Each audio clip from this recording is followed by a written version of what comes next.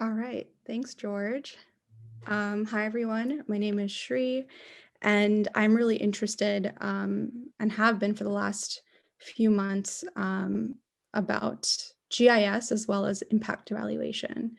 And so the question that I took up at the beginning of this fall semester was at the intersection of these two fields. And it was looking at whether satellites can help Ghanaian communities in particular bounce back after catastrophic flooding faster than they would otherwise. And so to cut to the chase, the short answer to this question is I don't know. And especially in development practice, that's not something anyone wants to hear, particularly because we spend a lot of time in this field problematizing things already. But today, what I want to do is share with you what I've learned over the last 9 months of getting to this I don't know, and why that learning matters and is important. So to set the stage a little bit around why this question matters in the first place, take, for example, life alongside a river, right? Maybe there are farmers who use this river water for irrigation. Perhaps this river generates hydroelectric power through a dam that electrifies the local community. And all of this is fine and good until it starts to rain pretty heavily.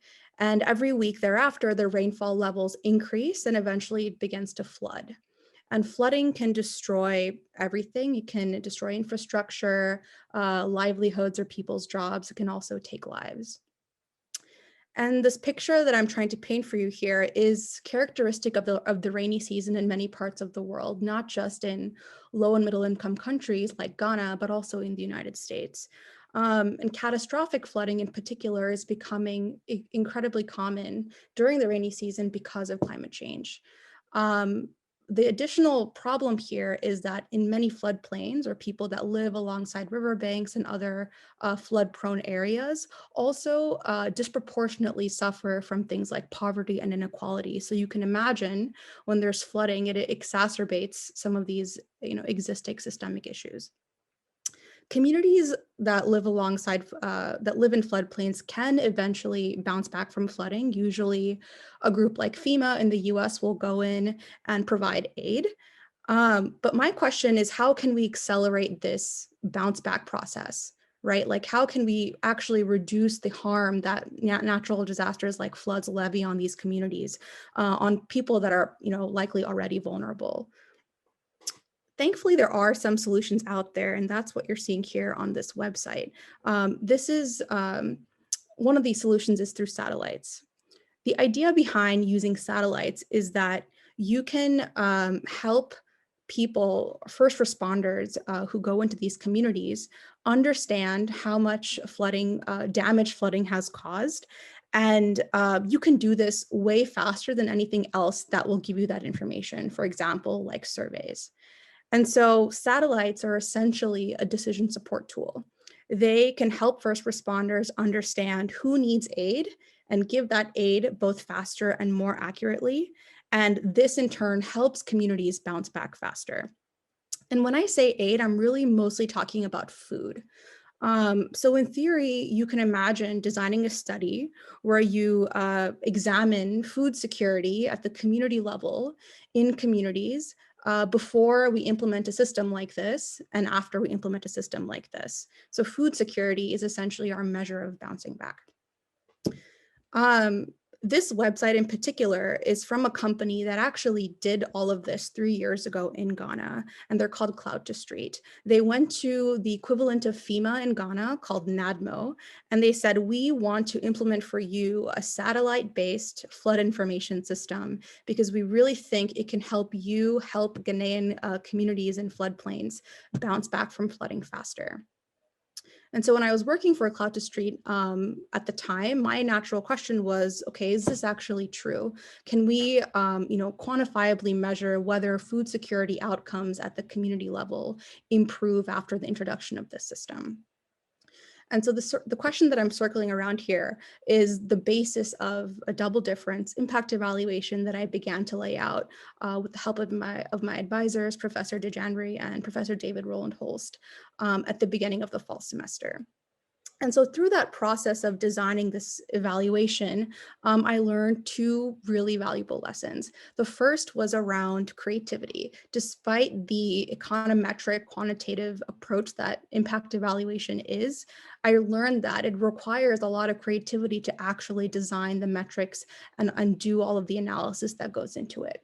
So in particular for this study, I learned how to use satellite data to develop a flood risk index, where I took each of the districts in Ghana and assigned them a flood risk score that indicated how much more flood prone a given district was than another.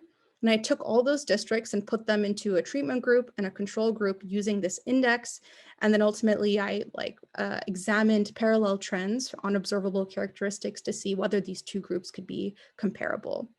And so all of this is to say that impact evaluation, even in unlikely settings, can actually be deployed to measure impact when it seems like the problem is too intractable to quantify or to simplify into a study like this.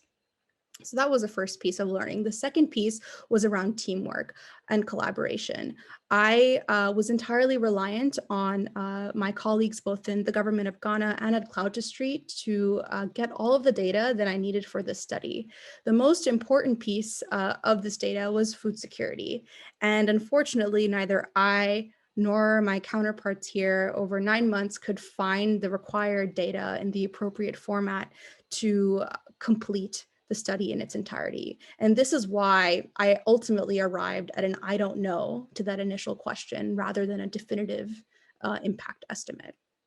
However, there is a silver lining. I now know far more about what it takes to collect data in environments like this. I have a much better sense of whose door to knock on to eventually get this food security data in particular to arrive at a more definitive impact estimate one day.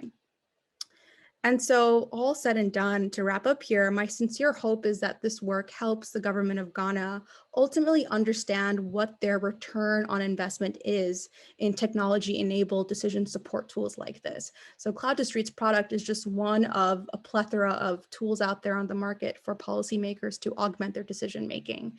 And given the, the pervasiveness of these products out there, it's really important as both development practitioners and policymakers in this space to understand if these tools are doing what they say they can do.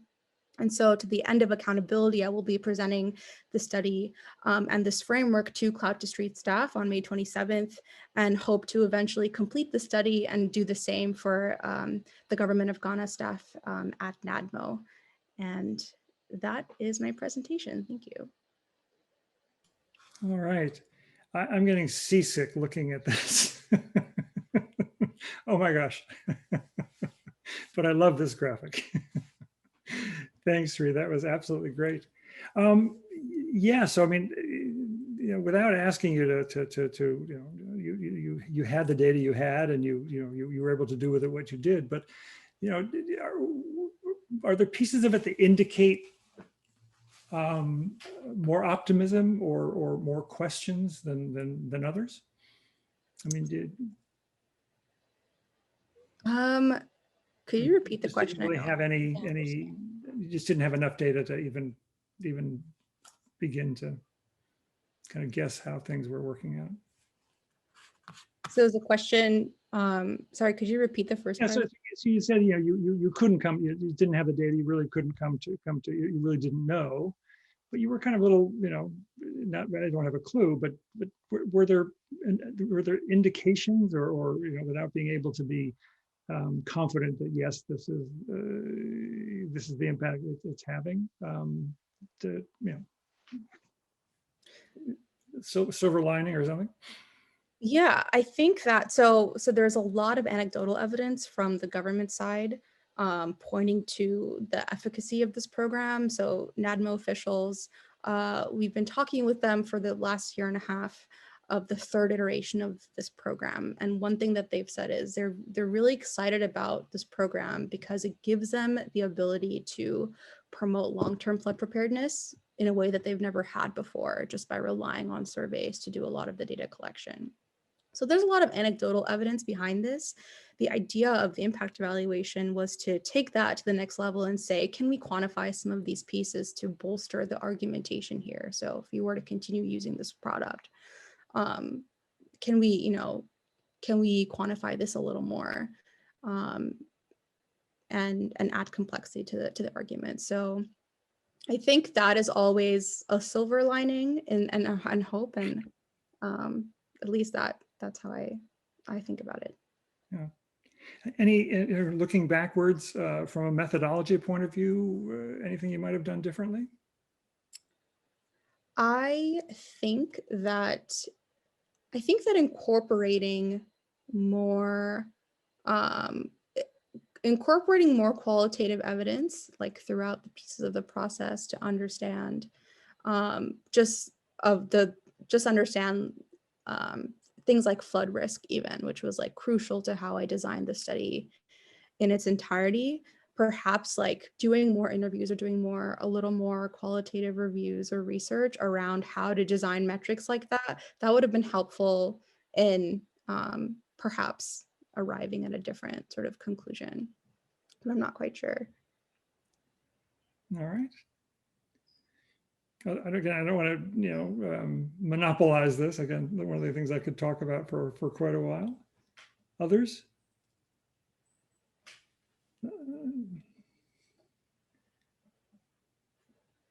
Yeah, so I think this is, Lisa makes a very good point, and I think that this is something that we certainly try to encourage in the MDP program. She's talking about your transparency about, this is what I did, this is what I found, this is what I didn't found, and this is what I can say, and this is what I can't say. I think the temptation in the development practice field is to feel the need to tell the good stories, even when they may not be there, or to make the client happy. When both you and Pablo, I think you are being the kind of development practitioners I think we need more of. Those that really tells it like it is and tells it like they see it. So so that's great. Yeah, so I don't know. Do you know Glenn is pointing out Josh Blumenstock? Do you know him at the iSchool? He's done a lot of work on cellular data, and just wondered if there's an opportunity of kind of bringing the satellite and the mobile phone data. Yeah. Yeah. Yeah, I'm in Professor Blumenstock's class right now, and his work is definitely very cutting edge, and yeah, I'm sure he would. I would really love to get his thoughts on sort of remote sensing and satellites to in development practice in general. Mm-hmm.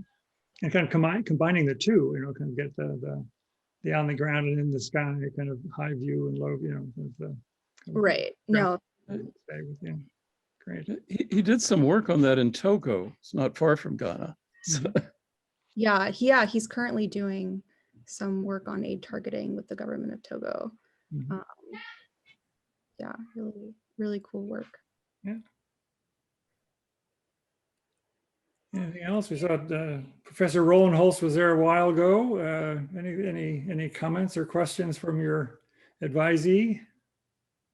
I think this work is a beautiful example of the importance of data, and I think everybody grasped the intuition of the basic thesis, but we need to make investments in data, and it should be part of the bricks and mortar of any development program. So I think, any public investment in development assistance. So it's just a reminder of the real value of this. And I found sometimes I get frustrating results in the field, and it's an invitation to the sponsors to invest in better quality data, and they see that because the potential reward in terms of impact evidence is essential to attract resources to this kind of work. So to me, it just really reaffirms the importance of all this kind of work.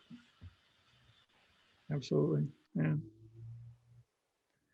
All right. Well, I think it's time for us to move on again.